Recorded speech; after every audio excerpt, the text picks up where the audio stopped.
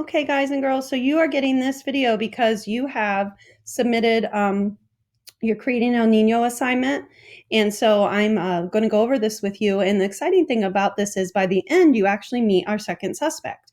And that suspect we're going to be investigating tomorrow and Friday. So let's start with this. I introduced in the first video the background questions. And the first thing was that I was showing you a map of the Pacific Ocean, and that bin was supposed to represent the Pacific Ocean. You notice that there were two layers in that bin. One of them was just blue water. I put food dye in there. The other layer was actually vegetable oil, but it wasn't at all supposed to represent an oil spill. What that was representing was a different temperature of water.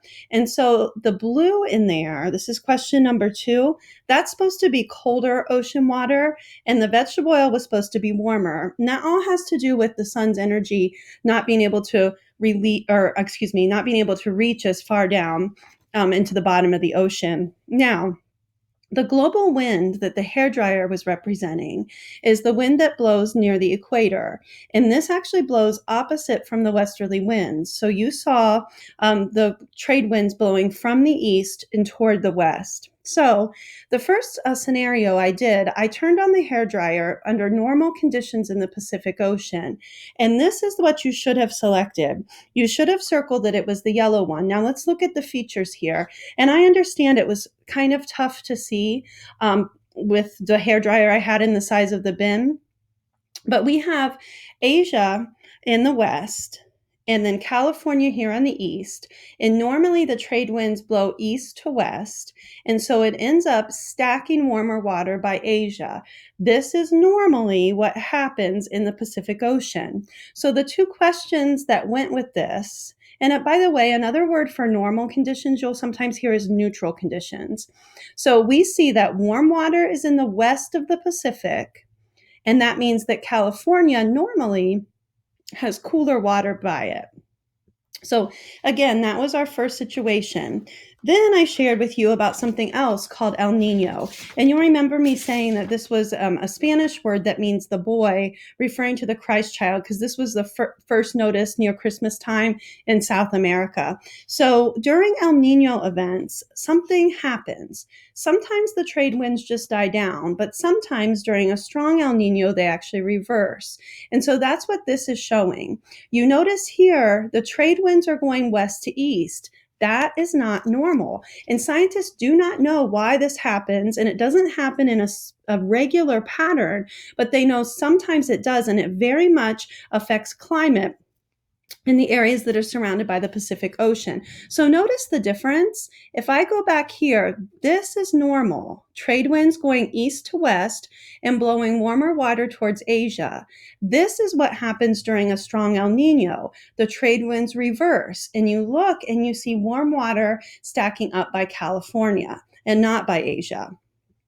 So during El Nino events, we see, whoops, excuse me, I messed that up. During El Nino events, we see warmer water on the eastern part of the Pacific. Now, here's what's kind of tricky. When I think California, I think West Coast, but it's actually the east part. So El Nino, it's warmer water by California. And that means that the water near California is warmer during El Nino because of the reversal of the trade winds. Now let's think about how this would affect climate. So do you think that California gets more precipitation, and that means falling water from clouds, rain and snow mainly? Do you think it gets more precipitation normally or El Nino? Well, here's what you have to think. Would there be more precipitation when it's cold water by California, which is normal, or when it's warm? And the answer to that is for sure more precipitation during El Nino. That should be highlighted there under the effects on climate. Now, I thought this was probably the toughest question on this lesson to defend our answer, and you had to use a lot of words in this. So notice this. The warm water heats the air above it, and you needed to use the word heat. This causes more evaporation. So basically, the warm water by California during El Nino, you've got more energy for evaporation. Now, as the water vapor rises, it cools down and then condensation occurs. And when condensation occurs, that directly makes clouds that can cause precipitation. So it is a for sure fact that in California, they have a lot more precipitation in El Nino years because of the warmer ocean water, because of the reversal of the trade winds. Now, at the end of this lesson, I showed you La Nina. And so notice La Nina here, the trade winds, and I forgot for some reason to write California there, but there's where California would be.